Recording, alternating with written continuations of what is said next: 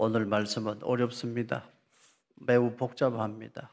많은 정보가 제공되기 때문에 처음부터 정신을 바짝 차리지 않으면 무슨 말씀인가 못 알아들을 수도 있습니다.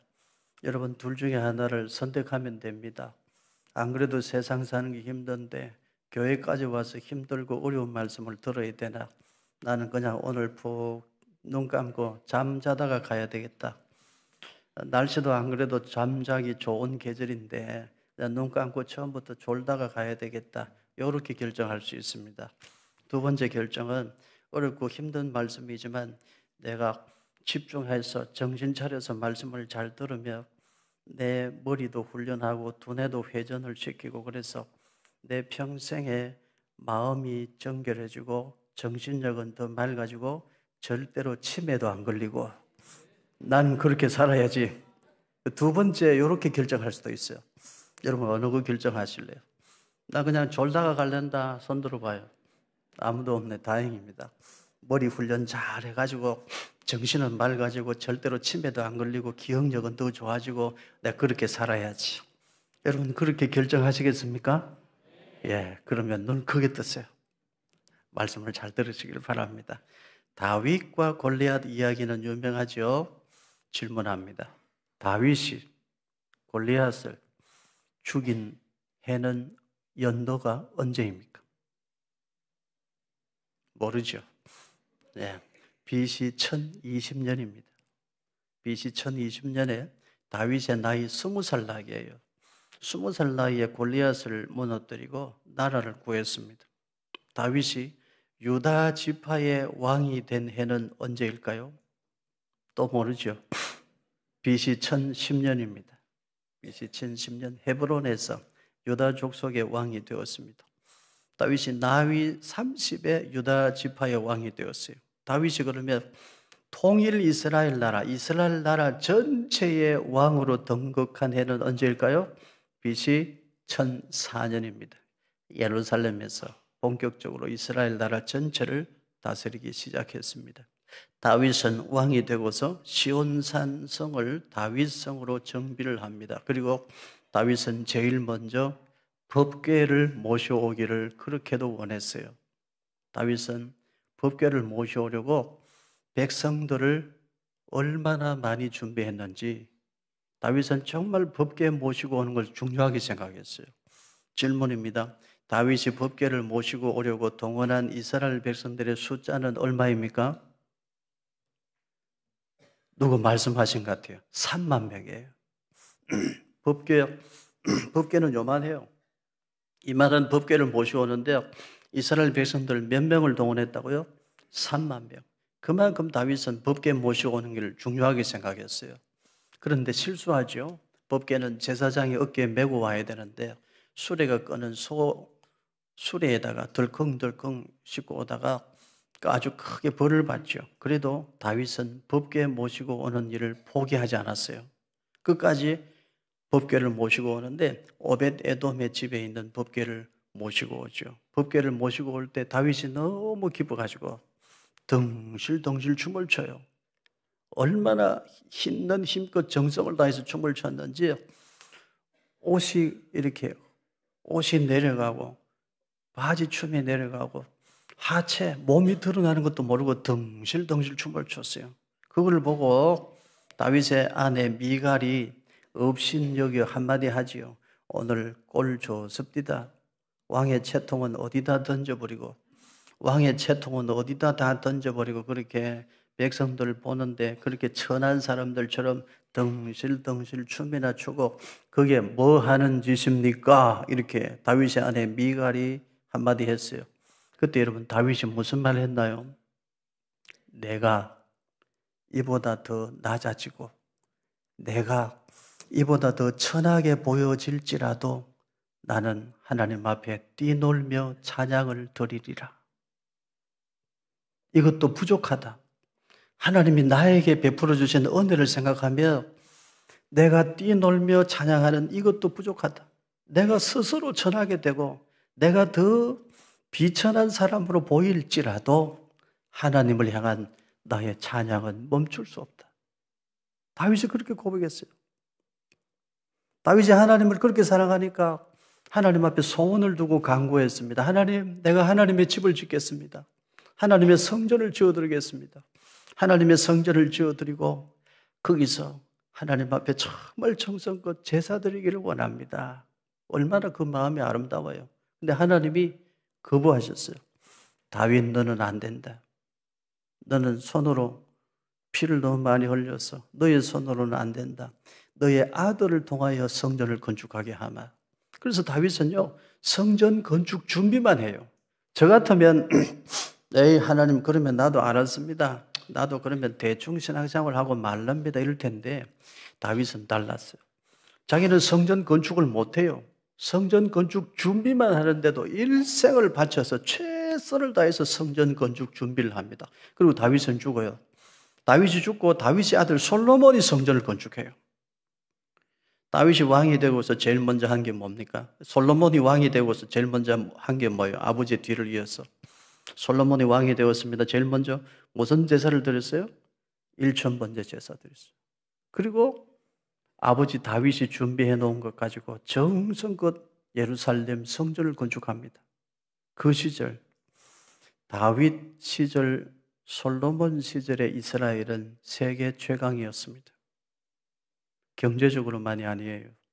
윤리 도덕적으로, 정치적으로, 군사적으로도 다윗 시대, 솔로몬 시대 이스라엘은 세계 최강이었어요. 스바의 여왕이 소문을 듣고 찾아오잖아요. 2,500km 긴 여정 걸어서 와서 보고 깜짝 놀라서 이런 말 하죠. 소문보다 더하도다. 소문으로 들은 것보다 이스라엘 나라가 더 위대하구나. 예루살렘의 영광이 충만하구나. 다윗 시대, 솔로몬 시대 이스라엘은 세계 최강이었어요. 여러분, 우리 이것을 알아야 돼요. 어느 나라나 개인이나 민족이나 복을 받으려면 하나님 앞에 예배드리는 민족 되어야 될 줄로 믿습니다. 예배드리는 사람을 하나님이 찾으셔요. 왜 찾으셔요?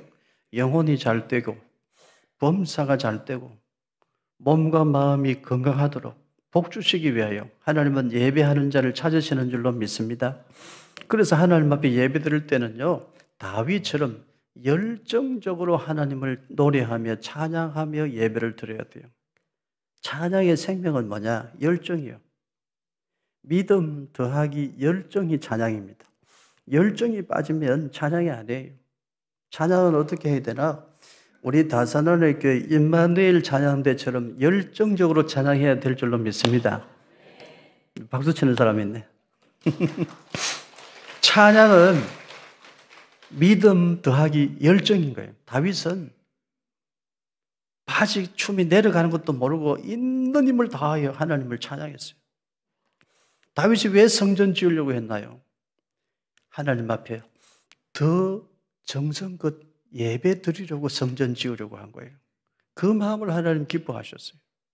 어느 민족이나 나라나 개인이나 복을 받는 민족은 하나님 앞에 예배 드리는 민족입니다. 성경이 말씀하는 복, 베레카의 복은 뭐라고요? 바라크 동사에서 나온 말인데요. 바라크 동사는 무릎 꿇는다는 뜻이요. 하나님 앞에 무릎 꿇을 줄 아는 사람이 되는 것이 복입니다. 성경은 그렇게 말해요. 창조주 하나님을 알고 창조주 하나님 앞에 무릎 꿇을 줄 아는 사람이 되는 것, 그것이 복이에요. 그게 성경이 말씀하는 복이에요. 창조주 하나님을 알고 창조주 하나님 앞에 무릎을 꿇고 그분을 찬양하고 그분에게 경배를 드리는 것, 그것이 예배예요. 그 시간에 모든 것이 회복된다 이 말이에요. 여러분 남은 인생이 얼마인지 알지 못하겠으나 여러분은 일평생 예배자의 삶을 사시기를 축복합니다. 온전한 예배자 되시기를 축원합니다. 내가 하나님께 예배를 안 드려도 하나님의 하나님 되심에는 전혀 문제가 없어요. 하나님은 돌들을 일으키셔도 찬양을 받으셔요. 내가 하나님께 예배 안 드려도 하나님의 하나님 되심에는 전혀 문제가 없고 하나님의 영광에 전혀 문제가 없어요.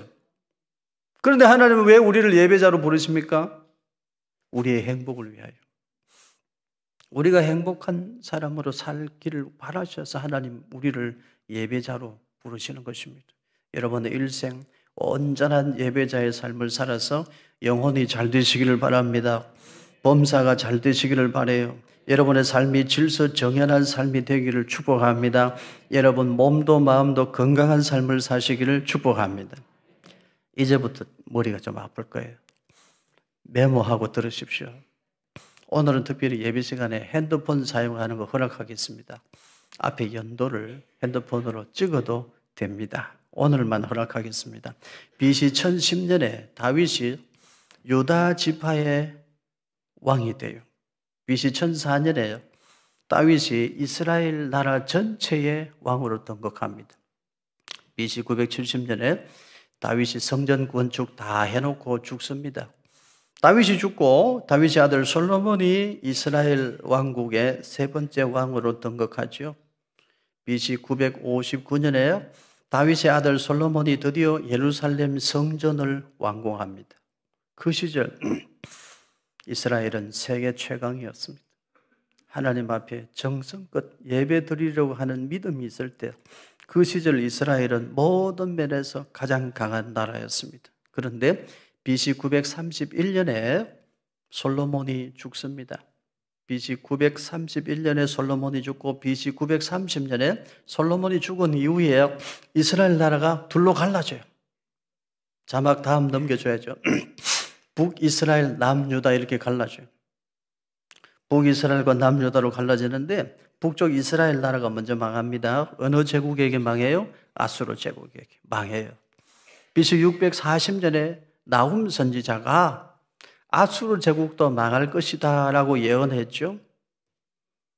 나훔 선지자가 예언한 대로 BC 612년에 니느웨가 멸망하고 BC 609년에는 아수르 제국도 완전히 멸망을 합니다. 아수르 제국은 어느 제국에게 망했나요? 바벨론 제국에게 망했어요. 바벨론과 메대의 연합군이 니느웨 성을 정복하고 그리고 아수르 제국을 무너뜨렸습니다. 바로 그때에 사역했던 선지자가 있었으니 누구일까요? 오늘 우리가 배우잖아요. 그래서 제가 이 긴 설명을 하는 겁니다. 하박국 선지자는 바로 그때에 사역했던 선지자입니다. 아수르 제국이 무너져 가던 시절 남쪽 유다 나라가 망하기 직전에 그때 사역했던 선지자가 하박국 선지자입니다. 하박국 선지자는 BC 610년경에 사역했는데요. 하박국 선지자는 이미 알고 있었어요. BC 586년에 남쪽 유다 나라가 망했는데 예루살렘 성전이 불타고 예루살렘이 무너질 것을 하박국 선지자는 이미 알고 있었어요. 하박국 선지자는 BC 610년경에 사역했던 선지자인데요. 기도하던 중에 하나님이 가르쳐 주셔서 다 알았습니다. 그래서 하박국 선지자는 처음에는 깊이 탄식해요. 슬퍼해요. 그러나 나중에는 하나님의 더 큰 은혜를 깨닫고 하나님 앞에 찬양과 경배를 드립니다. 그 깊은 고뇌와 슬픔을 통해서 하박국 선지자가 깨달은 정말 값진 교훈이 있는데 그 교훈이 무엇일까요? 여러분 저를 따라하세요. 의인은 믿음으로 살리라. 그 깊은 고뇌와 슬픔을 통해서 하박국 선지자가 얻은 교훈이 의인은 믿음으로 살리라 이 교훈이에요. 신약시대의 위대한 사도 바울이 이 하박국 선지자의 깨달음을 통해서 이신칭의 오직 믿음으로 의롭다 하심을 받는다는 교리를 얻어요. 그리고 신약 성경의 히브리서 기자는 이 하박국 선지자가 깊은 고뇌와 슬픔을 통해 깨달은 이 깨달음 가지고 무슨 가르침을 얻느냐 하면 오직 믿음으로 의롭다 하심을 받은 사람은 믿음으로 산다. 믿음으로 의롭다 하심을 받은 사람은 믿음을 지키고 살아간다. 그것이 믿음 믿는 사람의 증거다. 그러므로 행함이 없는 믿음은 죽은 것과 같다. 그 교훈을 얻어요. 하박국 선지자가 의인은 믿음으로 살리라 이 교훈을 얻었는데 그 교훈 속에는 중의적인 뜻이 있어요. 오직 믿음으로 의롭다 하심을 받는다는 뜻도 있고 믿음으로 의롭다 함을 받은 사람은 그 열매로 믿음 지키고 산다.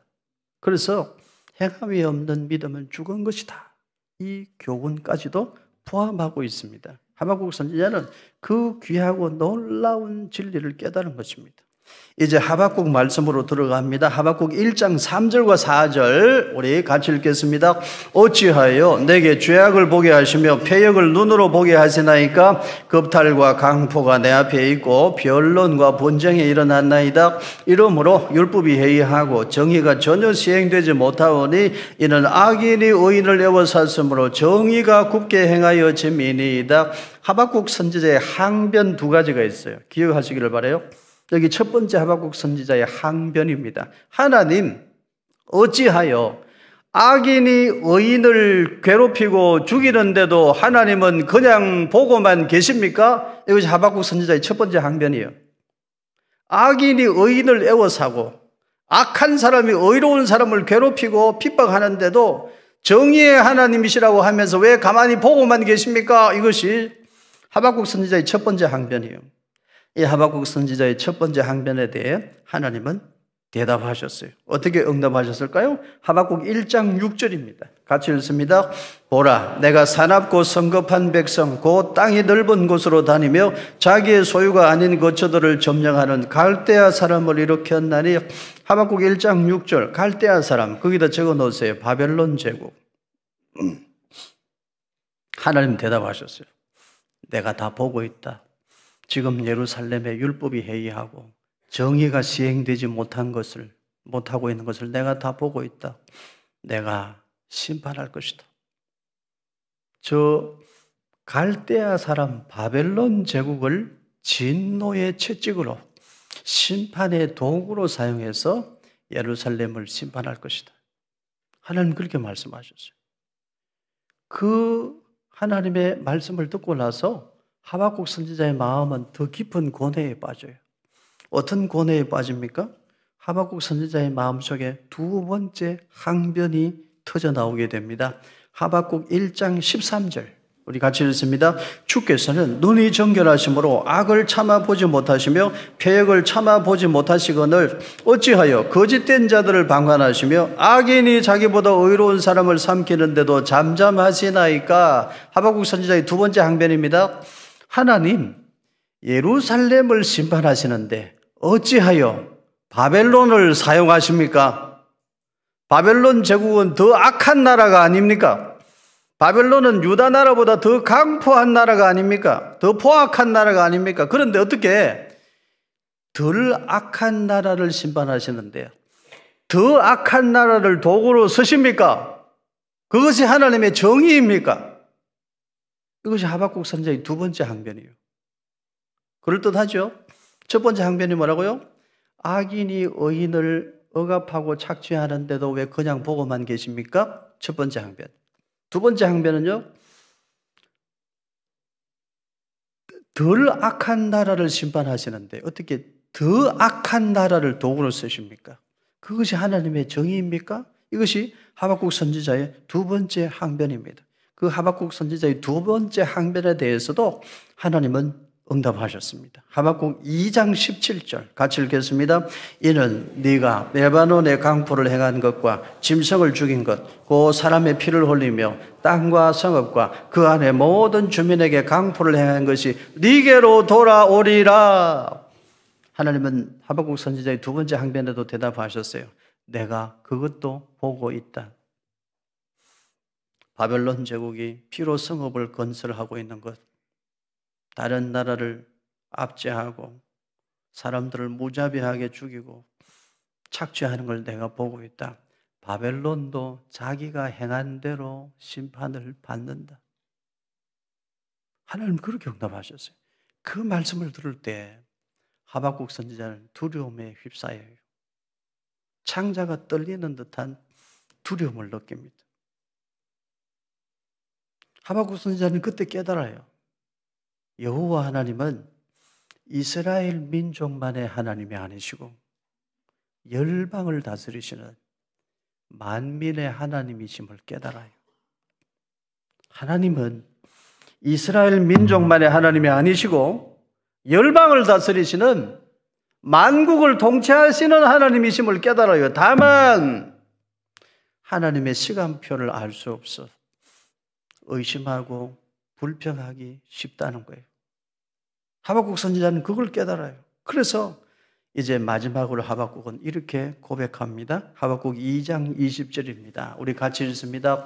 오직 여호와는 그 성전에 계시니 온 땅은 그 앞에서 잠잠할지니라 하시니라. 뭐 하라고요? 잠잠해라. 크게 떠들 일이 아니다. 하나님이 어디 계시니? 그 성전에 계시니 하나님이 침묵하고 계시는 것 같아도 하나님은 그 성전, 우주 만물을 다스리고 통치하시는 하늘 성전에 살아 계신다. 하나님이 안 보고 계신 것이 아니야. 다 보고 계셔. 하나님은 다 심판하려고 준비하고 계신다. 구원할 자를 구원하시고 심판할 자를 하나님은 심판하신다. 그러니 잠잠함이 옳다. 하박국 선지자는 마지막으로 그렇게 고백해요. 잠잠할지어다. 깨닫고 보니까 하나님이 침묵하실 때에도 하나님은 일하시고 계시더라는 거예요. 하나님 왜 이렇게 하십니까? 이래도 정의의 하나님이십니까? 원망하고 불평할 때에도 하나님은 다 계획하고 계셨고 하나님의 시간표는 그대로 작동하고 있더라는 거죠. 그래서 잠잠하는 것이 옳다. 하박국 선지자는 깨닫고 그렇게 말했습니다. 하박국 선지자는 BC 610년경에 남쪽 유다 나라에서 사역했던 선지자입니다.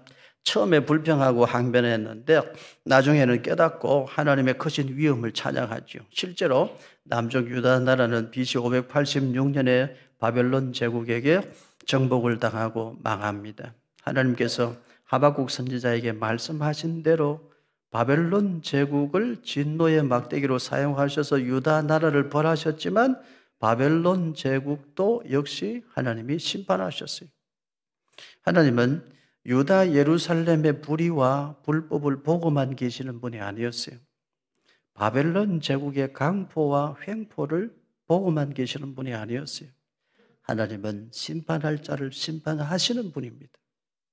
바벨론 제국은 BC 539년에 메데 바사 연합군에게 정복을 당해요. 하나님은 악한 나라 바벨론 제국도 보고만 계시지 아니하시고 심판하셨어요. 그리고 BC 538년에 실로 엄청난 사건이 일어납니다. 천지가 개벽할 만한 일이 생기는데 바사 제국의 고레스 왕이 칙령을 내려요. 무슨 칙령을 내리죠? 그 칙령의 내용이 기가 막힙니다. 바벨론 땅에 포로로 끌려와 있는 유다 백성들은 예루살렘으로 돌아가도 좋다. 이런 칙령을 내려요. 이건 천지가 개벽할 일입니다. 어느 군주도 엄청난 노동력을, 노예를 그냥 돌려보내지 않아요. 그런데 하나님이 감동하시니까 고레스 왕이 칙령을 발표하고 조서도 내리는 거예요. 바벨론 땅에 포로 생활하는 유대인들은 예루살렘으로 돌아가도 좋다. 그리고 성전을 건축해라. 이런 명령을 내려요. 이건 누가 하신 일입니까, 여러분? 하나님이 하신 일이요. 하나님이 왜 그 일 하셨나요? 하나님 말씀하셨거든요. 70년 만에 돌아온다. 하나님 말씀하셨거든요. 하나님 말씀하신 대로 역사를 움직이신 거예요. 여러분, 이걸 알려면 성경의 배경과 시대, 역사, 연도를 같이 생각해서 잘 살펴야 됩니다. 역대하 36장 23절 우리 같이 읽겠습니다. 바하사와 고레스가 이같이 말하노니 하늘의 신 여호와께서 세상 만국을 내게 주셨고 나에게 명령하여 유다 예루살렘의 성전을 건축하라 하셨나니 너희 중에 그의 백성된 자는 다 올라갈지어다. 너희 하나님 여호와께서 함께 하시기를 원하노라 하였더라. 놀라운 일이 일어나요. 고레스가 이 칙령을 발표한 때가 언제라고요? BC 538년이에요. 그래서 바빌론 땅에 포로 생활하던 유다인들이 1년, 2년 준비해가지고 1차로 예루살렘으로 돌아오는데 그때가 BC 536년입니다. 1차로 바벨론 땅에 포로로 끌려간 때가 언제일까요? BC 605년. 어렵죠. 정신 하나도 없죠. 정리를 합시다. 자, 바벨론 포로로 3차에, 크게 3차에 걸쳐 끌려갔는데 BC 605년에 1차로 바벨론의 포로로 끌려갔어요. 이때 다니엘과 그의 친구들, 귀족들이 끌려갑니다. 2차로 바벨론 땅에 포로로 끌려간 데가 BC 597년인데요. 2차 바벨론 땅에 포로로 끌려가죠. 에스겔을 비롯한 학자, 기술자들이 끌려가요. 그리고 BC 586년에 남쪽 유다 나라가 망하고 백성들이 다 바벨론 땅에 포로로 끌려가죠. 1차로 바벨론 땅에 포로로 끌려간 때가 언제예요? BC 605년. 그럼 1차로 바벨론 땅에서 예루살렘으로 포로 귀환한 때가 언제일까요? BC 536년. 그래서 몇 년입니까? 70년 만에 돌아온 거예요. 그 일을 이루시려고 하나님은 BC 538년에 바사 제국의 고레스 왕의 마음을 감동하셔서 칙령을 발표하게 하신 거예요. 이제 좀 정리가 됩니까? 그래도 아직 정리가 안 돼요? 그러면 오늘 예배 마치고 집에 가서 한 번 더 오늘 말씀을 잘 살펴보시기를 바라요. BC 516년에 드디어 예루살렘의 성전이 재건됩니다. 제2성전, 스룹바벨 성전이라고 하죠. BC 458년에 학사 에스라를 중심으로 2차로 유대인들이 귀환합니다. BC 444년에 느헤미야를 중심으로 3차로 유대인들이 예루살렘에 들어와서 예루살렘 성벽을 재건합니다. 그리고 BC 430년경에 구약 성경의 마지막 선지자 말라기 선지자가 사역하고 하나님 말씀을 전해요. 그리고 그 다음부터는 조용합니다. 신구약 중간기 시대라고 해요. 그 이후에는 하나님의 말씀이 없어요. 왜 그럴까요, 여러분? 빛으로 오시는 예수님을 기다리는 시간인 거예요. 태양이 솟아오르기 전에 조용한 새벽 여명의 시간이 있죠. 약 400년 동안 메시아가 오시길 기다리는 시간, 신구약 중간기 시대를 거쳐서 예수님이 드디어 약속의 땅에 오셨습니다. 이것이 하박국 선지자가 보았던 부흥입니다. 수년 내에 그 일을 이루시옵소서. 하나님 그리하시옵소서. 하박국 선지자는 깨닫고 그 부흥을 갈망하고 그 부흥을 찬양했어요. 하박국 3장 1절과 2절 우리 큰 소리로 같이 읽겠습니다. 시기 온옷에 맞춘 선지자 하박국의 기도라. 여호와여, 내가 주께 대한 소문을 듣고 놀랐나이다. 여호와여, 주는 주의 일을 이 수년 내에 부흥하게 하옵소서. 이 수년 내에 나타내시옵소서. 진노 중에라도 긍휼을 잊지 마옵소서. 시기 온옷에 맞춘 노래라고 그랬어요. 시기 온옷은 열정적인 곡조와 리듬을 말해요.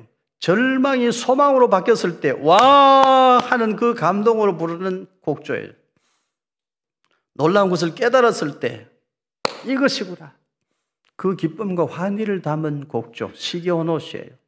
열정적으로 빠르게 부르는 노래. 그 열정적인 곡조와 리듬에 맞추어서 하박국 선지자가 찬양을 올리는데 수년 내에 이루시옵소서, 나타내시옵소서, 부흥케 하시옵소서, 그렇게 찬양을 올렸습니다. 여호와여, 내가 주께 대한 소문을 듣고 처음에는 놀랐나이다. 처음에는 깨닫지 못하여 놀라고 원망하고 불평했나이다. 그러나 깨닫고 보니 하나님 뜻대로 되는 것이 부흥인 줄로 이제야 알겠습니다. 주여 그리하시옵소서. 수년 내에 그리하시옵소서. 말씀하신 대로 유다 예루살렘을 정결케 하시려고 바벨론 제국을 진노의 채적으로 사용하시면, 이 땅에 바벨론 제국의 군사들이 들어오면, 그리하시면 이 땅에 무화과 나무가 무성하지 못하겠죠. 이 땅에 포도나무에 열매가 남아있는 것이 없겠죠. 감람나무에는 소출이 없을 것이며, 밭에는 먹을 것도 없을 것이며, 우리에는 양이 없을 것이며, 외양간에도 남아있는 소가 없게 되겠죠. 그러나 하나님, 그렇게 하셔서라도 우리 민족이 정결한 민족으로 다시 태어날 수 있다면 주여 그리하시옵소서. 그렇게 하셔서라도 이 나라가 다시 정결한 나라가 될 수 있다면 주여 그리하시옵소서. 그렇게 하셔서라도 이 나라가 하나님을 경외하는 민족이 될 수 있다면, 메시아가 오시는 길을 예비하는 민족으로 거룩한 민족으로 다시 새로워질 수 있다면 주여 그리하시옵소서. 그렇게 하심으로 이 땅에 올바른 성전이 세워지고 믿음의 백성들이 다시 거룩하게 세워질 수 있다면 주여 그리하시옵소서. 그렇게 하심으로 이 땅에 약속하신 메시아가 오신다면 그리하시옵소서. 지체하지 마시고 수년 내에 그리하시옵소서. 수년 내에 그 부흥을 이루어 주옵소서. 이 찬양을 부르는데 열정적으로 있는 힘을 다하여 하박국 선지자는 하나님께 찬양을 올렸어요. 그리고 하박국서는 끝이 납니다. 하박국 선지자가 말씀하신 대로 역사는 이루어졌어요. 하나님께서 하박국 선지자를 통하여 말씀하신 대로 역사는 이루어졌습니다. 아수르 제국도 사라지고 바벨론 제국도 사라지고 바세의 고레스가 칙령을 발표하는데 바빌론 땅에 포로 생활하던 유다 백성들은 기적처럼 예루살렘으로 돌아가도 좋다는 칙령을 발표하고 성전이 재건되고 마침내 신구약 중간기를 거쳐서 그 땅에 메시아가 오시고 하나님이 약속하신 대로 이루어졌습니다. 우리가 몰라서 그렇지 하나님의 영광은 언제나 물이 바다를 덮음같이 온 땅에 충만했습니다. 지금도 하나님의 영광은 물이 바다를 덮음같이 온 땅에 충만한 줄로 믿습니다. 믿음의 눈을 열어 보시기를 바라요. 하나님은 살아계십니다. 하나님의 역사는 지금도 이루어지고 있습니다. 물이 바다를 덮음같이 하나님의 영광은 충분해요. 여러분 영안을 열어서 하나님의 일하심을 보게 되기를 축원합니다. 때가 되면 하나님은 심판하셔요. 때가 되면 하나님의 위엄을 드러내십니다. 때가 되면 예수 그리스도 안에 있는 자들은 영생의 길로 이끄시고 예수 그리스도 밖에 있는 자들은 영벌의 길로 이끌어 가셔요. 하나님의 위엄에는 문제가 없어요. 하나님의 영광은 언제나 충만합니다. 물이 바다를 덮음같이 하나님의 영광은 충만해요. 여러분도 그 충만하신 하나님의 영광을 하박국 선지자처럼 있는 힘을 다해 찬양할 수 있는 성도 되기를 축복합니다. 우리 어떻게 살아야 되나요? 믿음으로 살아야 됩니다. 하박국 2장 4절입니다. 우리 같이 읽습니다. 보라, 그의 마음은 교만하며 그 속에서 정직하지 못하나 의인은 그의 믿음으로 말미암아 살리라. 의인은 그의 믿음으로 말미암아 살리라. 왜 차딕, 왜 에무나토, 이 허예, 그런 말씀인데요. 이 살리라 하야 동사인데 이 하야 동사에 이런 뜻이 있다고 합니다. 호흡하다, 재생하다, 부활하다, 이런 뜻도 있습니다. 그래서 의인은 그의 믿음으로 말미암아 살리라, 이 말씀은 사도 바울이 해석한 대로 믿음으로 의롭다 하심을 받는다는 이신칭의의 의미와 히브리서 기자가 해석한 대로 믿음으로 의롭다 하심을 받은 사람은 믿음으로 호흡한다, 믿음으로 의롭다 하심을 받은 사람은 믿음을 지키며 산다, 그러므로 행함이 없는 믿음은 죽은 것이라고 보는 것이 옳다, 그 의미가 다 들어있어요. 중의의 의미가 다 들어있습니다. 그렇습니다. 오직 믿음으로 의롭다 하심을 받습니다. 사도 바울이 해석한 대로 예수 그리스도를 믿는 믿음으로만 의롭다 하심을 받습니다. 인간의 노력이나 공로로 되는 게 아니에요. 동시에 진정 믿음으로 의롭다 하심을 받은 사람은 믿음을 지키며 살아요. 믿음으로 의롭다 하심을 받은 사람은 믿음 따라 살지 세상 욕심 따라 살지 않는 거예요. 그러므로 히브리서 기자가 해석한 대로 행함이 없는 믿음은 죽은 것이다. 이 해석도 옳은 것입니다. 여러분은 무엇을 믿고 신앙생활을 하십니까? 여러분은 하나님을 어떻게 믿고 있습니까? 스스로 여러분의 믿음을 진단해 보시기를 바랍니다. 5가지 항목입니다. 첫 번째, 하나님이 침묵하실 때도 나는 하나님의 일하심을 믿는다. 여러분 아멘입니까? 정말 이 하나님 믿어요?